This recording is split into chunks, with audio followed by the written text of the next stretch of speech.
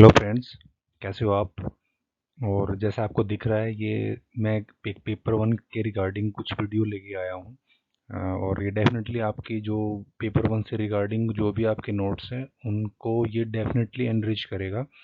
और क्योंकि पेपर आपका नेक्स्ट मंथ हो जाएगा जुलाई में, तो प्रोबेबली गवर्नमेंट डिसाइड कर जाएगी जुलाई में पेपर कंडक्ट हो, तो आप इसके लिए प्रिपेयर कर ही रहे होंगे। तो मैं आपके लिए ये क्विक वीडियो लेके आया हूँ और ये लर्निंग से रिगार्डिंग है। जो हमारा टॉपिक है इसमें टीचिंग और लर्निंग से रिगार्डिंग है, क्योंकि एक दो क्वेश्चन इसमें अभी दिसंबर में शायद देखा गया है, एक दो क्वेश्चन अच्छा क्वेश्चन आया था इससे। तो ये थोड़ा क्विक वीडियो मैं इसके लिए बनाया क्योंकि आपके रिवीजन में हेल्प करेगा डेफिनेटली। और आप इसको पर आप इसको देखेंगे तो आपको बिल्कुल डेफिनेटली इसमें हेल्प होगी। तो मैं वीडियो को स्टार्ट करता हूँ। This is about me and let's start. So what is learning.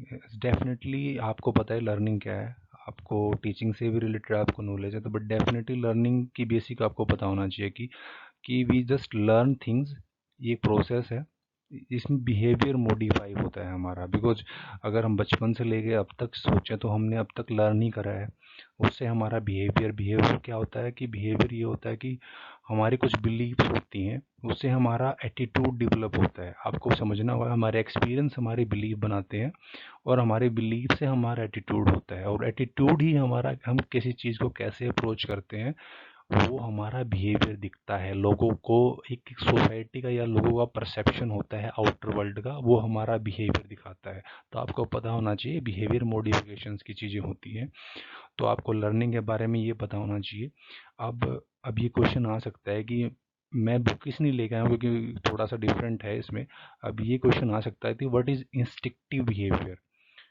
We know instinct, हमें पता है इंस्टिंक्ट क्या होते हैं, क्योंकि इंस्टिंक्ट सब में होते हैं, हमारे जीन के अंदर होते हैं। ये हमारे अंदर कॉन्शियस दिमाग में होते हैं जीन्स, और ये इंस्टिंक्टिव बिहेवियर होता है। अब इसमें क्या होता है कि हम इस एग्जाम्पल ले सकते हैं कि ह्यूमन बेबी का एग्जाम्पल है। उसको कोई सिखाता नहीं है, but he knows that we have to suck milk from his mother. So definitely ये इंस्टिंक्टिव बिहेवियर होता है। और इनसे ये कुछ इनेट कैपेबिलिटीज होती हैं जो जन्मजात से ही कैपेबिलिटीज होती हैं।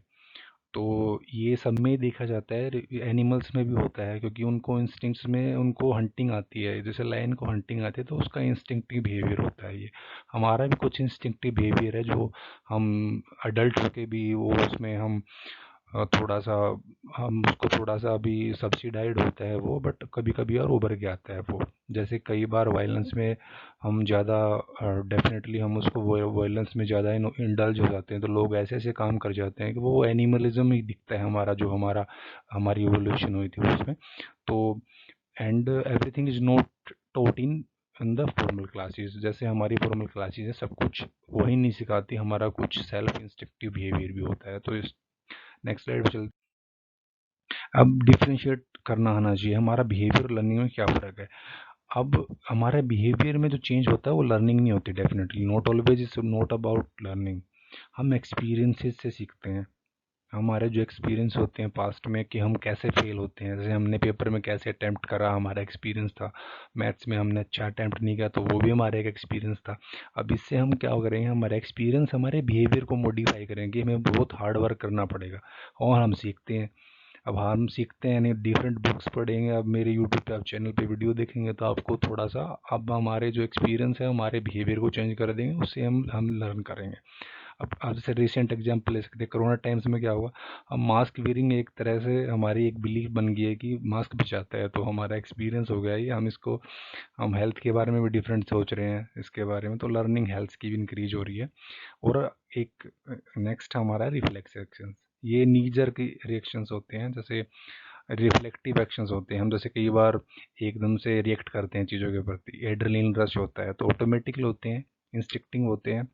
और जैसे ओल्फैक्टरी ओल्फैक्टरी होते हैं एक तो, जो हम, मैं इसमें लिख देता हूँ ओल्फैक्टरी, जो हमारा, आपको पता है अगर हमने अच्छी चीज़ें कुछ खाने को मिलती हैं तो वो वो वो हम एकदम से हम खाने की तरफ देखते हैं, तो ओल्फैक्टरी रिस्पॉन्स होता है ये। और रिफ्लेक्स एक्शन जो होते हैं, स्नीजिंग होता है, स्ट्रॉन्ग लाइट होगी तो हमारी आंखें बंद हो जाएंगी, तो रिफ्लेक्स एक्शन होता है। चलो नेक्स्ट स्लाइड पे चलते हैं। हाँ, आपको पता है बायोलॉजिकल इंस्टिंक्ट तो आपको पता है वही होता है, चाइल्ड क्राई करेगा, हंगरी होगा तो डेफिनेटली उसको पता है बचपन से, उसको अंदर से ही है इंस्टिंक्ट उसके अंदर। अब अपोजिट सेक्स इंटरेक्शन अट्रैक्शंस होती हैं, अडल्ट के अंदर कोई सिखाता नहीं है, बचपन से ही होता है ये। बट इंस्टिंक्टिव जो बिहेवियर होता है वो behaviour, change in behaviour is not about learning.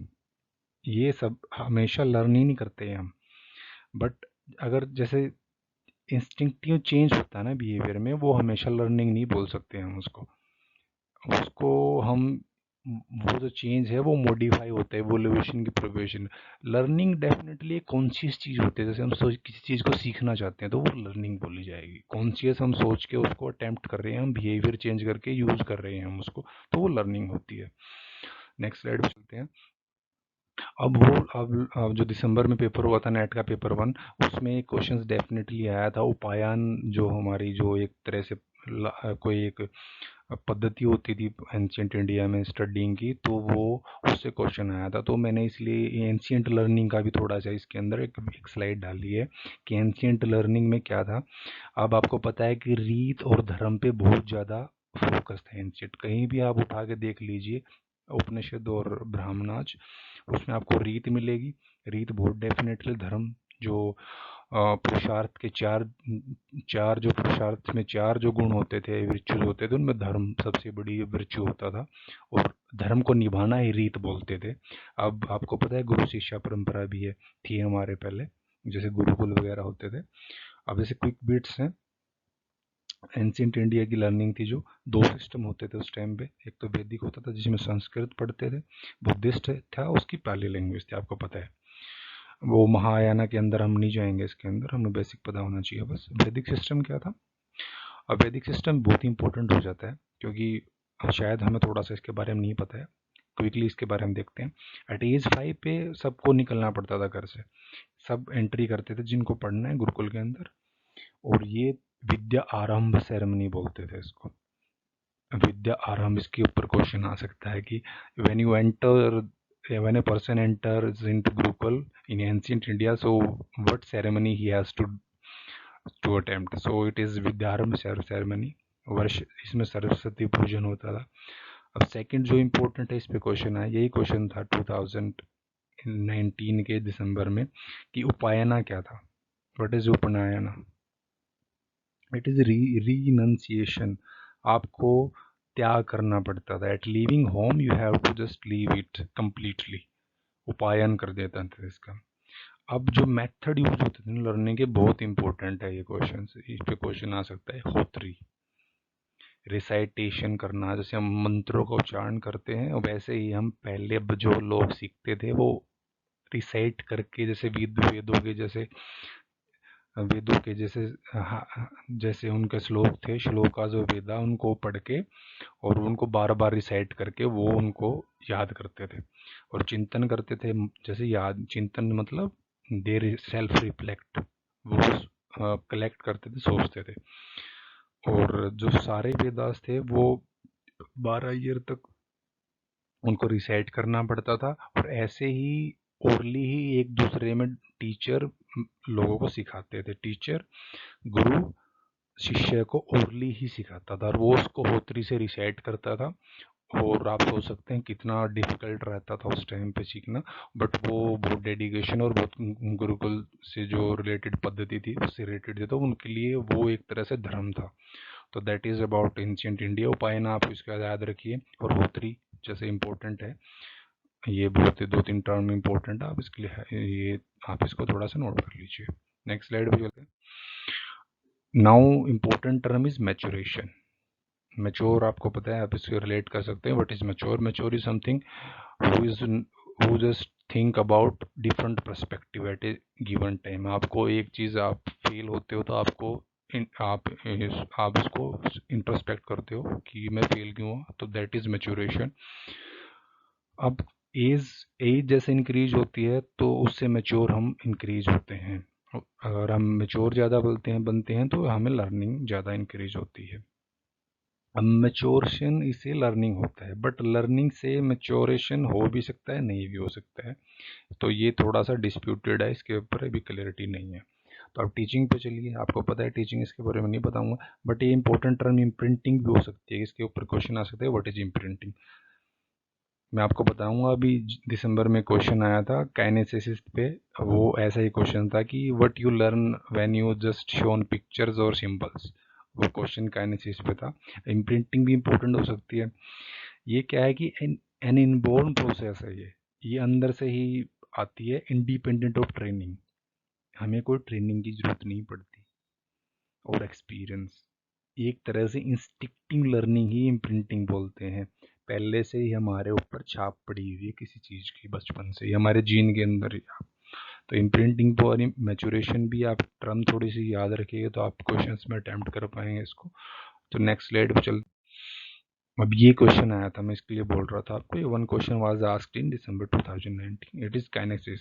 So important हो जाता है कि आपको लर्निंग स्टाइल्स के बारे में पता हो। तो डिफरेंट लर्निंग स्टाइल्स हैं, बट इम्पोर्टेंट ये जो सबसे इम्पोर्टेंट है, ये VARK model of learning is very important, ये एक्सेप्टेड बी मॉडल है। एंड हम इसको कैसे याद कर सकते हैं, VARK, it is work, okay, return is work. Then हम डेफिनेशंस हैं क्विकली, आपको पता है विजुअल कैसे हम अंडरस्टैंडिंग करते हैं, विजुअल देख के, जैसे यूट्यूब पे वीडियो देखते हैं तो पढ़ते हैं। ऑडिटरी हम जैसे पॉडकास्ट पे लेक्चर सुनते हैं, और रीडिंग तो आपको पता ही है, बट ये क्वेश्चन आया था काइनेसिस पे ऊपर।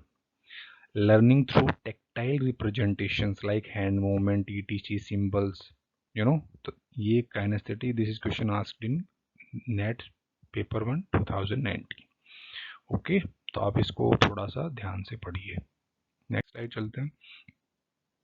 Now self paced learning is something ODL, open and distance learning is very self paced learning. अब जैसे ओपन डिस्टेंस से जो भी करते हैं हम, जैसे डिग्रियां करते हैं तो सेल्फ पेस्ड है, हम अपना खुद से करिकुलम को डिफाइन करते हैं, हम खुद से स्ट्रेटजी बनाते हैं कैसे सब्जेक्ट पढ़ेंगे हम।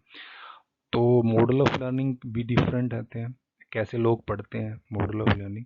ऑब्जर्वेशन से भी पढ़ते हैं, ऑब्जर्व करना, परसीव करना, सी करना, ओके। एंड इमिटेशन से भी, imitation is tendency to repeat the observed action of section, हम दूसरों की नकल करते हैं, वो भी हम एक तरह से सीखते हैं, ओके। और ये ह्यूरिस्टिक मेथड भी, आप इसको टर्म को याद रखिए, ट्रायल और error, trial and error method होता है, हम पहले चेक करते हैं, अगर एरर मिलती है तो हम सीखते हैं, ये trial error method, heuristic method of learning, okay. तो आप देख लीजिए थोड़ा सा, नेक्स्ट स्लाइड पे चलते हैं। अब approach of learning is something, ये आप थोड़ा सा क्विक बिट आपको पता होना चाहिए, मैं इसके डीप नहीं गया, बस मैंने इसके लिए थोड़ा सा आपको टॉपिक्स दिए हैं और उसके टाइटल्स दिए हैं, आप उसको देखिए बस। सरफेस अप्रोच है, आपको पता है, you take task as a task. Passive learning होती है, आपको कुछ नहीं है, आपको कुछ जैसे बोर्ड पे कुछ आप उतार रहे हैं बस उसको, डेफिनेटली आप कोई अपना माइंड उसमें यूज नहीं कर रहे हैं, आप उस पर रिफ्लेक्ट करें। सरफेस अप्रोच होती है, बहुत बहुत रट्टाफिकेशन type. But deep approach is something जो जस्ट एंगेज, जो आप उससे मेंटली एंगेज होते हो, आप उसको एक तरह से मीनिंग फाइंड करने की कोशिश करते हो, तो that is deep approach. Strategic approach is something smart game approach, you know, minimum effort maximum output. अब जैसे लोगों को नेट क्लियर नहीं होता, बहुत बार पढ़ के डिफरेंट बुक्स ट्राई करते हैं, नहीं कर पाते, बट वो नेट के बेसिक्स को नहीं समझ पाते, स्ट्रेटजी नहीं बना सकते, क्योंकि कंपटीशन इंक्रीज हो रहा है, पेपर का लेवल इंक्रीज हो रहा है, तो आपको क्वेश्चंस को देखना पड़ेगा, पर प्रीवियस पैटर्न्स अब आजकल इतने इम्पोर्टेंट नहीं रह गए हैं, आपको अपनी स्ट्रेटजी खुद बनानी पड़ेगी, तो आपको स्मार्ट स्टडी करनी पड़ेगी। नेट इतना पेपर 1 में इतना आसान नहीं आ रहा है नेट आजकल, आपको ये चीज़ पता होनी चाहिए। अब आता है नेक्स्ट, कोग्निटिव अप्रोच है something insight based, perception based. Cognition मतलब मेंटल कैपेबिलिटी, यू नो, आप पढ़ते हो, बहुत एक्टिव लर्निंग करते हो, तो cognition. Now term is different, differentiation, okay, ये बहुत इंपॉर्टेंट टर्म है डिफरेंशिएशन, क्योंकि for a child, let's take example, every woman is a mother. अगर बच्चा है तो वो अपने, जब तक उसमें ज़्यादा सेंसेस डेवलप नहीं होती तो उसके लिए तो सारी women is mother, you know. But हम डिफ्रेंशिएट कर सकते हैं सिस्टर और क्योंकि हमने लर्न करा है, तो डिफ्रेंशिएशन एज के साथ हमें डिफ्रेंशिएट करने की प्रोसेस देता है। Now assimilation is also a term, important term. ये प्रोसेस है of incorporating new objects, and experiences into the existing schema. हमें पता है कि हमें मैथ्स पता है, हमने मैथ्स का ABCD आता है, हमें मैथ्स का प्लस माइनस करना आता है, हमें सब्सट्रैक्ट करते हैं, एडिशन करते हैं। अगर हमने कैलकुलस पढ़ना है मैथ्स में तो वो एक तरह का सिमुलेशन होगा, हम उसकी फॉर्मूलाज पढ़ेंगे, उसके वे ऑफ सॉल्विंग प्रॉब्लम्स पढ़ेंगे, तो that is assimilation to adding new things to the existing schema. Okay, but accommodation is something when we permanently change our thinking about, because हम जैसे कोई मेथड हमने अच्छा मिला हमें पढ़ते हुए मैथ्स में, तो हम उसको परमानेंटली उसको अडॉप्ट कर लेंगे. जैसे ऑनलाइन मोड मिल रहे हैं हमें आजकल, हमें हमें जो पुरानी बुक्स के तरीके वो थोड़ा सा आउटडेटेड लगने लगे, तो हम उसको ऑनलाइन पढ़ रहे हैं आजकल. ओके, तो that is accommodation. Okay, let's move on the next slide. Okay, अब एनवायरनमेंट के ऊपर है, क्वेश्चन आ सकता है कि क्या प्रमोट करता है, कैसे एनवायरनमेंट कैसे अफेक्ट करता है, और लर्निंग एनवायरनमेंट प्रमोट करता है. पार्टिसिपेशन से लर्निंग इंप्रूव होती है, कोऑपरेशन से लर्निंग, कोलैबोरेशन से लर्निंग इंप्रूव होती है. ओके, तो एक्टिंग लर्निंग एनवायरनमेंट होता है. और कुछ स्ट्रेटजीज होती है लर्निंग की, सिमुलेशंस होती हैं, जैसे सिमुलेट कर देना. जैसे अवतार मूवी आपने देखी है ना, तो वो एक तरह से एक वर्चुअल कंडीशन, वर्चुअल सिनेरियो बना दिया जाता है, बिल्कुल सेम रियल सिचुएशंस का. तो okay, role playing is very important. Multimedia support learning बहुत इंपॉर्टेंट है, जैसे MP3 वीडियो टॉप पे, गेम्स पे भी लर्निंग हो रही है आजकल, इंटेंशनल लर्निंग हो रही है. एनवायरनमेंट से story telling is very important. Story telling तो बचपन से ही इससे हमारा सोशलाइजेशन से स्टार्ट होती है. तो case study is very important, क्योंकि आपको डिसीजन लेने पड़ते हैं, आप थोरोली चीज़ को समझ पाते हैं केस स्टडीज़ में. Dialogues very important. Scaffolding one term is also important, and and active learning is also well. So then I will describe what is scaffolding. Scaffolding is something, a technique to provide right kind of support in right amount of time to increase child's competence. ये बहुत important term हो सकता है, question आ सकता है what is scaffolding in A learning process. Right time पे right काम करना. जैसे बच्चे को बचपन में उसको नर्सरी से रिलेटेड आप पढ़ा रहे हो, तो अगर आप उसको इंटरेक्टिव प्लेटफॉर्म, आप इसको कार्टून्स वगैरह से सिखाते हो, तो that is a very good way of teaching him और हर. ओके, देन ट्यूटरिंग, हम जैसे ट्यूशन लेते हैं तो इंडिविजुअल लर्निंग से रिलेटेड होती है. पीयर ट्यूटरिंग क्या होती है, जब क्लासमेट्स आपस में पढ़ते हैं, एंगेजिंग होता है बहुत ज़्यादा. और डिस्कवरी लर्निंग यू नो कि विदाउट टीचर हम inductive reasoning based model use करते हैं, कि एक चीज़ से हम दूसरी चीज़ फाइंड करने की कोशिश करते हैं, तो इंडक्टिव बेस्ड लर्निंग मॉडल हो जाता है. आपको शेरलॉक होम्स आपने मूवी देखी होगी तो आपको पता होता है कि इंडक्शन बेस्ड रीजनिंग क्या होती है, और जो आपको पेपर्स में भी यूज़ करनी चाहिए. बहुत इंपॉर्टेंट टर्म है, अगर आप इसको थोड़ा सा गूगल पे सर्च करोगे आपको क्वेश्चन सोल्व करने में भी हेल्प होगी बहुत ज़्यादा. तो next, let's move on the next slide. And this is it for the learning, and this is a very concise topic, और मैंने आपके लिए जितना इम्पोर्टेंट टर्म था मैं लेके आया हूँ उसके लिए. और please comment below and let me know ki how just you feel about it. Okay, let's meet up in the next video. Till then, thank you.